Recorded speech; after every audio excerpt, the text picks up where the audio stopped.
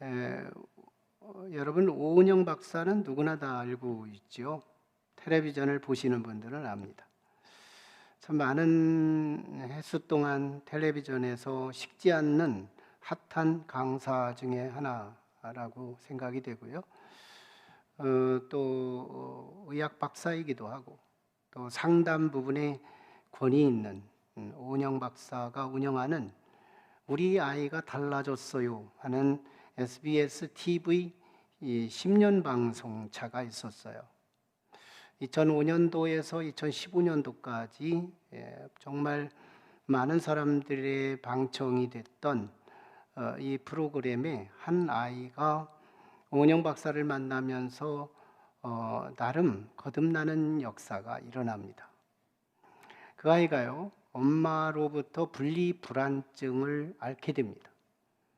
엄마가 떨어지면 아주 자지러지게 우는, 주변 사람이 견딜 수가 없어요. 엄마가 조금만 떨어지면 자지러지게 울어요. 심지어는 낮잠을 잘 때도 엄마가 옆에서 자줘야 하고, 화장실을 갈 때도 엄마가 똑같이 가줘야 아이가 화장실을 갈 수 있어요. 엄마하고 떨어진다는 건 참아낼 수가 없는 고통이었습니다. 오은영 박사가 이걸 해법으로 제시하기를, 얘는 엄마로부터 떨어진다는 이것은 영원히 분리된다는 불안증을 갖고 있다고 진단을 해요. 그러면서 이 아이를 짧은 시간 안에 엄마가 다시 컴백하고 다시 자기 곁으로 온다는 이 사실을 확신을 줘야 되겠다 하면서 접근합니다. 그리고 마이크 좀 조금 조정해야 될 것 같은데 떴어요. 막 떠 있습니다.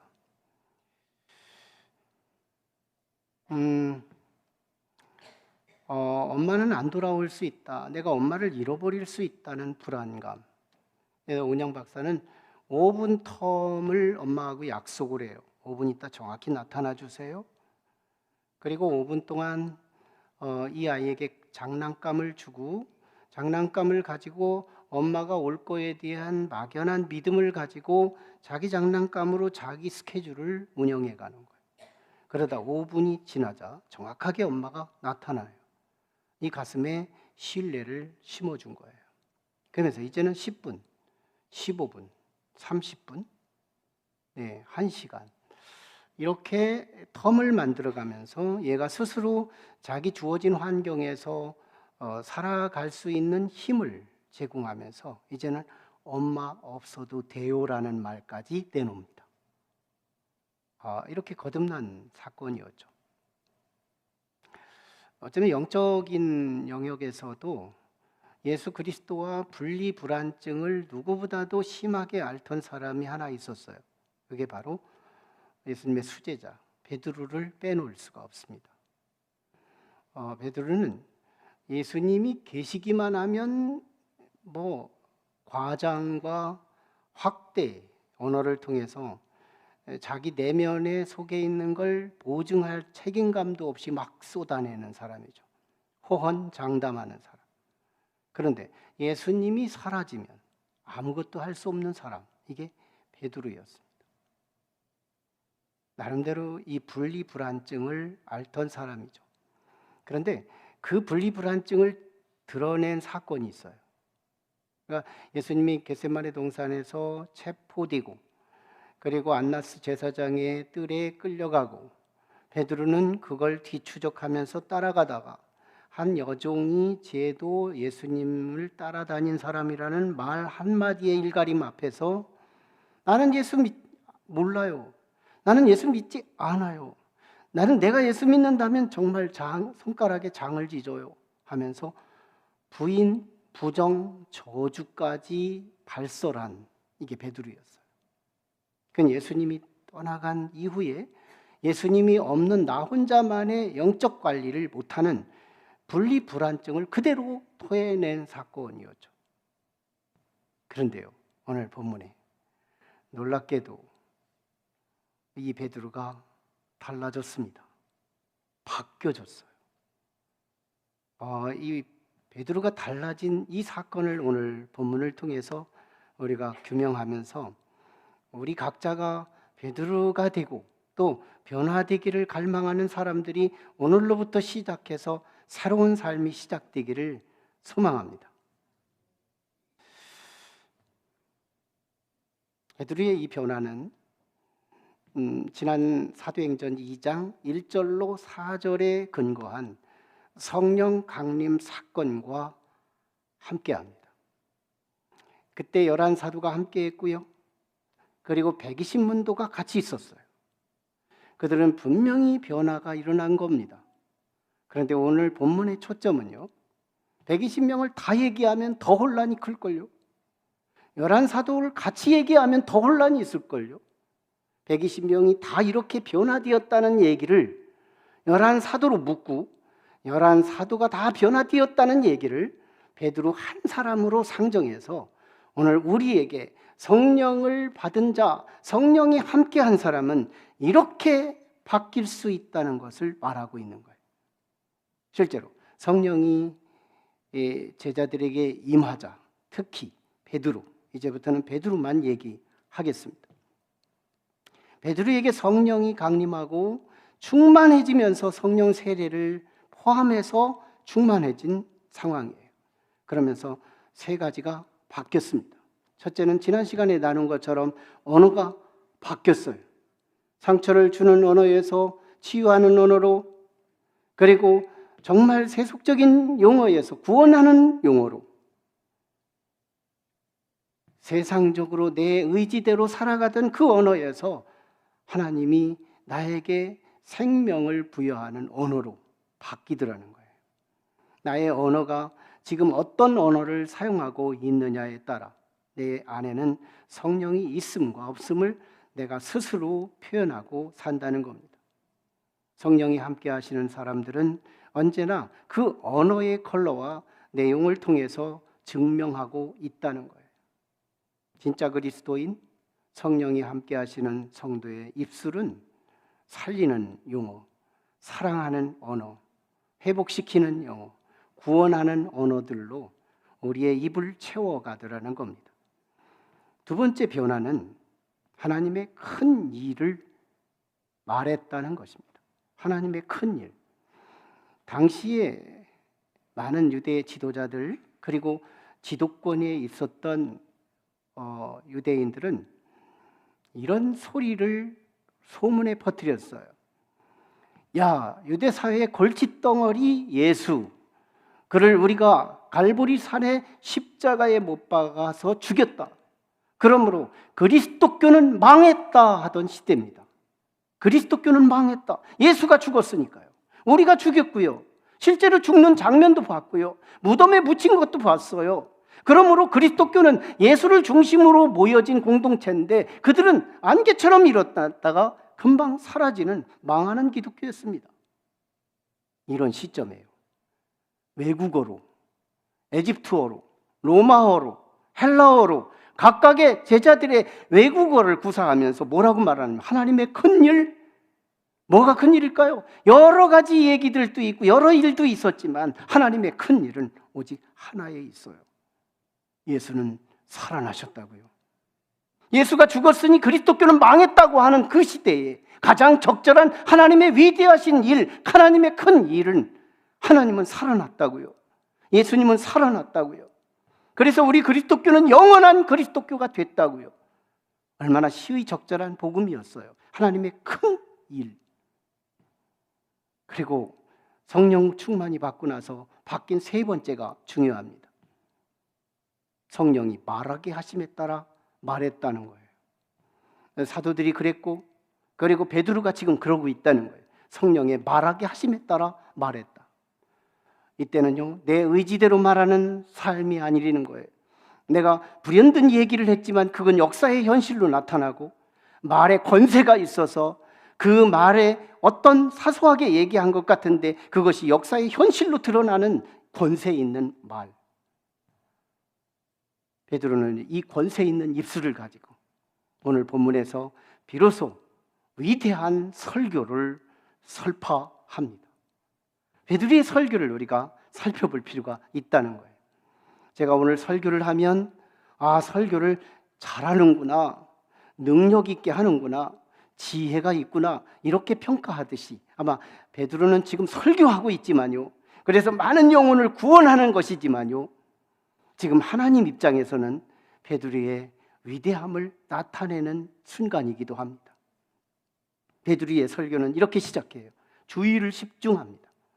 주의를 집중시켜요. 여기저기서 성령 받는 장면을 바라보고 이제는 사람들이 신기하게 여기고 자기들끼리 막 대화를 하고 있고, 그리고 어떤 사람은 세술에 취했다고 하면서 성령을 회방하는 사람들도 있고요. 오합지졸 공동체였어요. 그때 베드로가 자리에서 벌떡 일어나면서 여러분 나를 봐주세요. 내가 설명할 테니까 나를 봐달라고 주의를 집중시킵니다.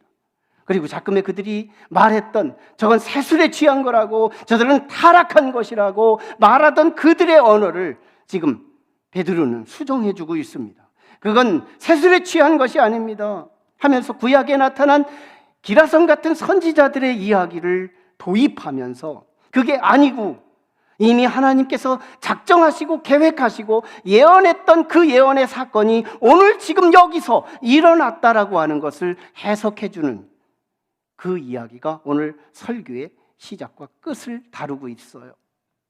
가장 첫 번째 증거는 요엘 선지자의 말씀을 인용합니다. 요엘 선지자의 이 말씀에 요엘서 2장 28절 이하의 말씀을 보면 요엘 선지자를 통해서 우리 이 베드로가 지금 설명하는 것이 뭐냐면, 그를 통해서 놀라우게 이 땅에 성령이 충만하게 내릴 것을 얘기했다는 겁니다. 두 가지를 얘기해요. 말세가 되면, 이 말세라고 하는 시점은 예수님이 초림하고 재림하고의 사이를 말세라고 합니다. 오늘 우리는 지금 살고 있는 시대를 말세라고 하면 고지가 들리지만 실제 구속사의 시간대를 구별할 때 보면 예수님이 처음 오셨을 때부터 다시 오실 그 텀, 이 텀이 말세라고 하는 거예요. 그러니까 이미 말세는 예수님이 당시에도 시작됐던 거예요. 말세가 되면 요엘 선지자가 이 땅에 이 성령이 임하게 된다는 얘기를 한 겁니다. 성령, 자녀들은 예언할 것이요, 청년들은 환상을 볼 것이요, 노인들은 꿈을 꿀 것이요, 이런 얘기들을 하는 거예요. 그런데 그 성령의 역사가 오늘 예수 그리스도의 구속사와 함께 오늘 여기서 이루어졌습니다. 놀라운 일입니다. 요엘서의 그 말씀과 지금 일어난 구속사의 주체인 그리스도의 사건을 이어주고 있다는 겁니다. 놀라운 일이 벌어진 거예요. 그리고 또 하나는 정말 말세가 되면 이 땅에 놀라운 이적들이 나타나고 기사가 나타나고 불과 피와 연기들이 일어날 텐데 그때는 구원과 심판이 양분되어서 일어날 것이다. 그때에 우리는 누구든지 예수를 그리스도라고 믿고 믿는 자들에게는 모두가 다 구원을 받을 것이다 라고 선포하는데, 오늘 너희들이 그 구원의 대상입니다 하는 말씀이에요. 누구든지, 이게 21절 말씀이잖아요. 누구든지 주를 부르는 자는 구원을 얻겠다는 거예요. 심판의 때인데, 말세의 때에 이때 구원을 받을 것을 말씀해주고 있는 거예요.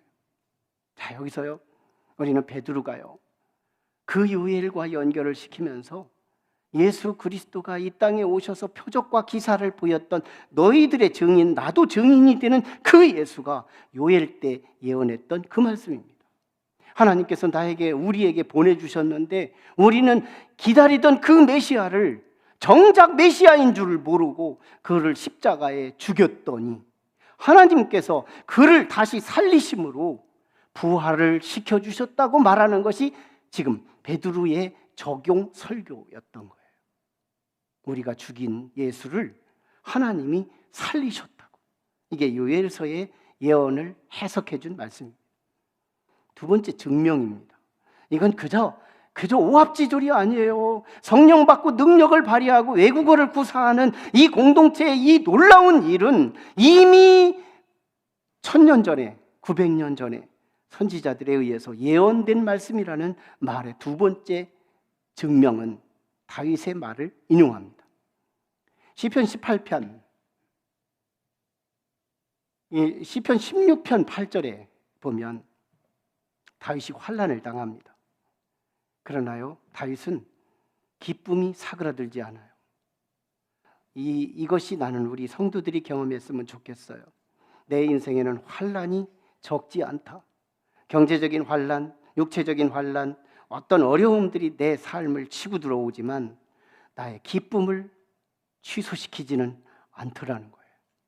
다윗이 그랬대요. 이유를 분석해 보니까 언제나 내 앞에 하나님이 계시더라는 거예요. 내 우편에 하나님이 계시더라는 거예요. 다시 말하면 다윗은 성령의 사람이었다는 거예요.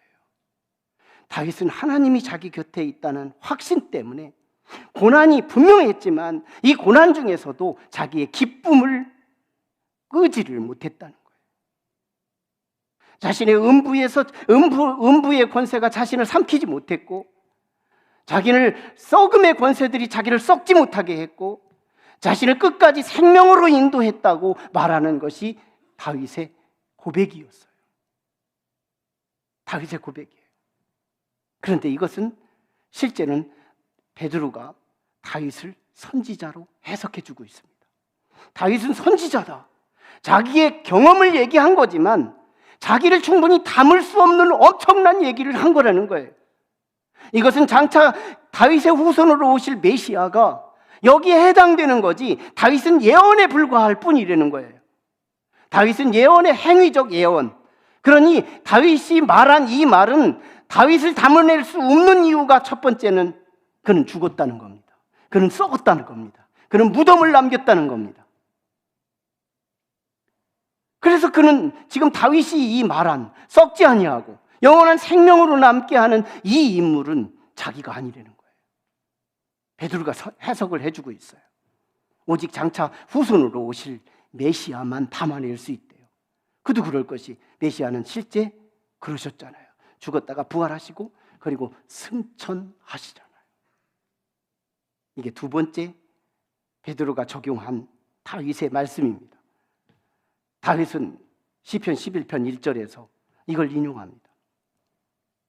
예수는 죽었지만 하나님은 살리셨고 그 살리신 예수를요, 네 원수를 내가 네 발등상에 놓는 날까지 너는 내 우편에 있으라.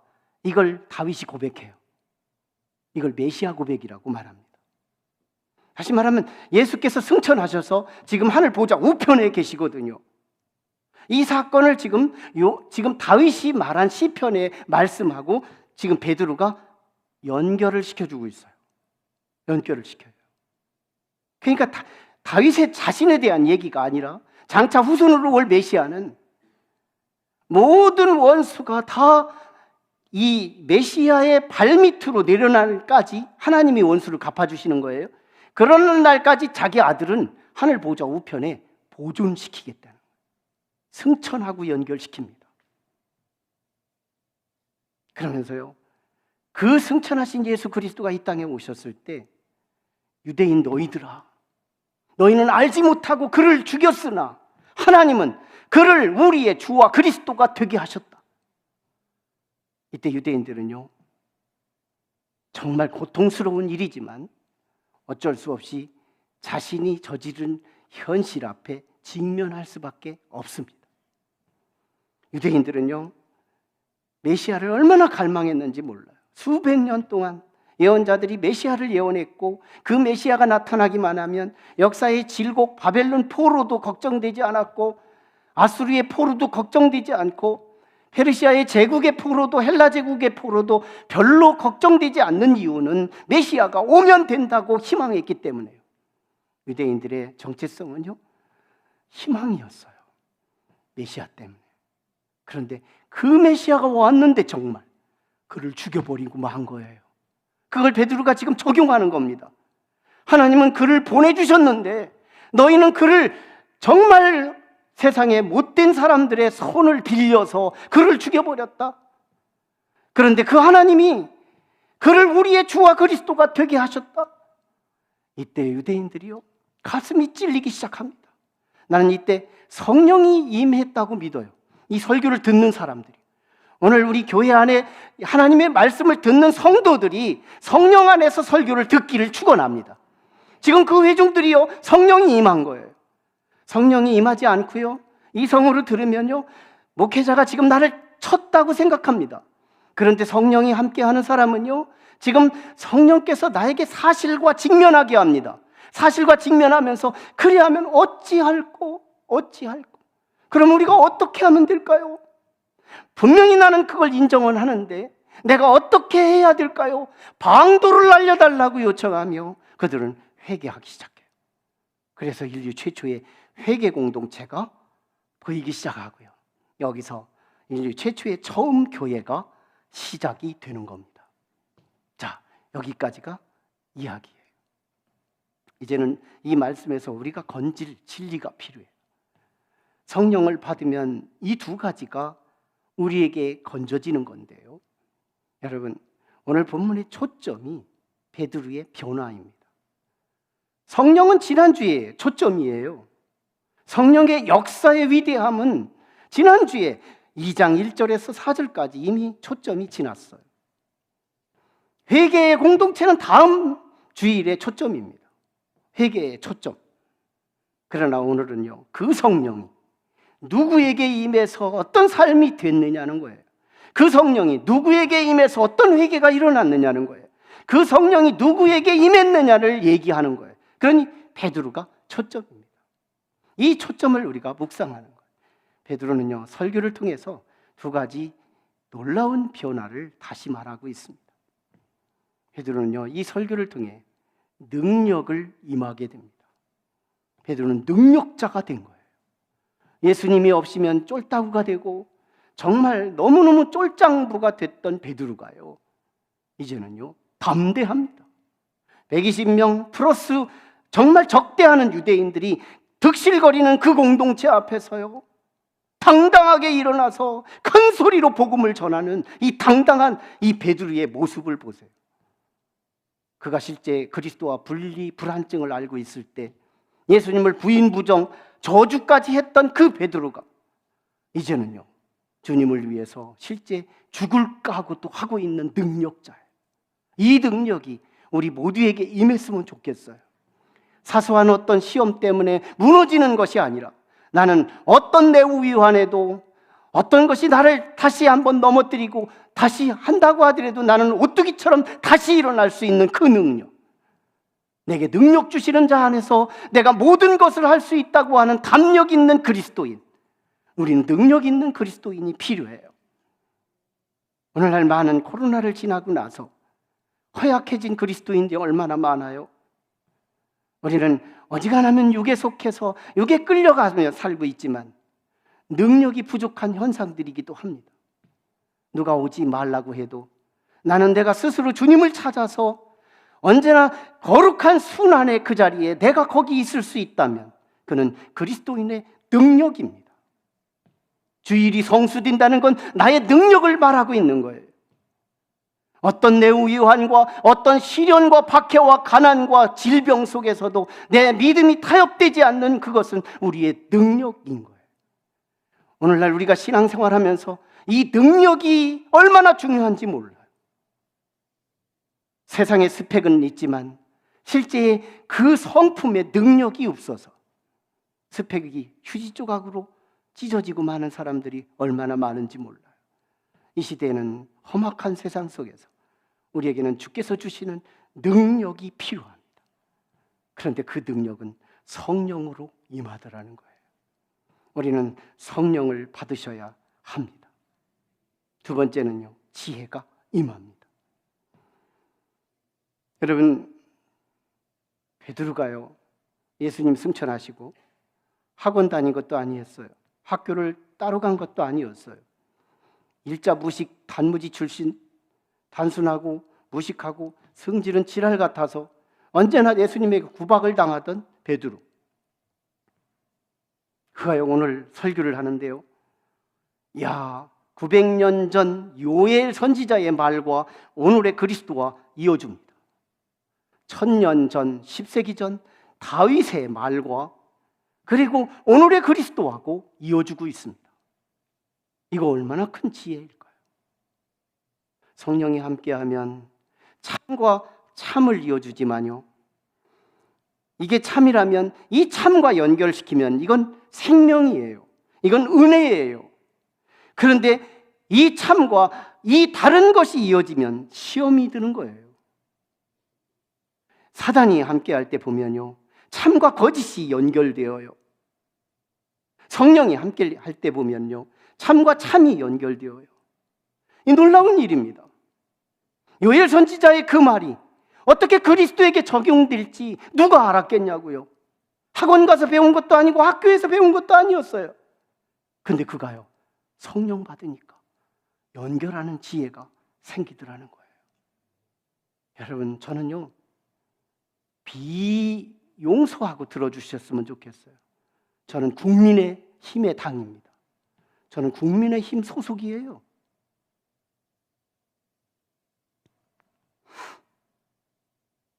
제가 불갑을 필요해서 말씀을 드리는 거예요. 그러나요, 국민의 힘이 정권을 잡았을 때 저는 국민의 힘의 지도자를 언급하지 않았습니다. 지금 더불어민주당이 정권을 잡았어요. 그러나 저는 더불어민주당 지도자를 언급하지 않습니다. 다만 저는 나라와 민족을 위해 기도합니다. 이게 잘못됐나요? 잘못 연결하면 시험밖에 안 된다는 거예요. 연결이 바를 필요가 있는 거예요. 나는 국민의 힘이지만 그보다 더 본질적인 추구가 있어요. 이 나라가 잘 되는 겁니다. 이 나라가 사는 거거든요. 국민의 힘이 잘 되는 게 아니고, 나는 진정한 국민의 힘에 소속된 사람이지만 난 진짜 이 나라가 잘 되기를 원하는 거예요. 국민의 힘이 이 나라를 다스려서 망하게 한다면 나는 국민의 힘을 포기하겠고, 어떤 것이든 이 나라가 잘 되는 거, 여러분, 이게 애국자 아닐까요? 지역적인 어떤 것의 운동이 아니라 적용을 잘못하면 우리는 언제나 마귀에게 속아서 시험만 들고 말더라는 거예요. 참과 참을 만나게 하고, 진정한 애국자는 나라가 잘 되는 거예요. 저는 우리 나라에 대한 자긍심이 보통 큰 게 아닙니다. 나는 어떤 사람에게 만나도 우리나라에 정말 하나님께서 이미 주신 축복이 너무 커서 앞으로 주시지 않아도 감사할 만큼 이 나라는 복이 있어요. 이게 무너질까 봐 저는 걱정되는 거예요. 담임 목사가 누군지도 잘 몰라요. 바로 옆에 있는 어느 교회가요, 어떤 야당 총수의 지도자를 바르며 그분을 신뢰하지 않는다면 우리 교회 오지 말라고까지 선포합니다. 그래서 나간 분도 있어요. 전 적어도 그런 일은 안 하잖아요. 참 교회가 뭘 요구해야 하고 무엇을 추구해야 하는지 우리는 그것을 잘 분별할 필요가 있다는 거예요. 참과 참을 만나게 하고, 진리와 진리를 만나게 하고, 참과 거짓이 만나게 하는 그런 것에 속지 말고, 우리는 진짜 참 애국자, 성경의 많은 믿음의 거성들은요, 진짜 애국자였어요. 이 나라가 무너지지 않기를 원하는 것, 하나님 앞에서 통합되고 하나 되고 하나님 안에서 은혜가 풍부한 이 나라가 되기를 원하는 거예요.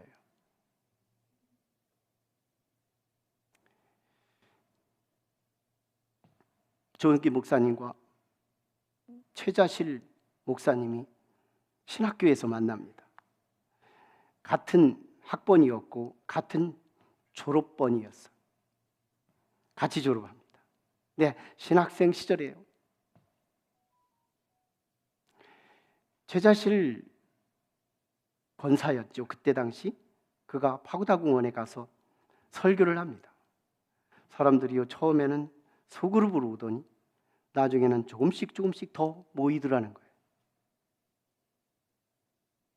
나중에 조용기가 그때도 외국어를 능하고요, 번뜩이는 지성과 지식을 가지고 설교를 합니다. 화려하고 화창한 설교를 했어요. 근데 사람들이 조금씩 떠나갑니다. 질문했습니다. 왜 내 설교가 뭐가 모자라서 당신들은 내 설교 듣기를 힘들어합니까? 그 중에 한 사람이 이렇게 말합니다. 저 아줌마는 신기가 있고 당신은 신기가 없어요. 세상 사람이니까 그게 성령인지 뭔지는 모르는 거예요. 신기가 없고 신기가 있고요. 여러분, 이 땅에 우리는 하나님의 신기, 예수 그리스도의 성령 우리에게 있어야 해요.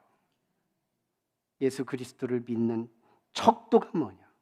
성령의 유무입니다. 우리는 이제 큰 문제의식을 가져야 돼요.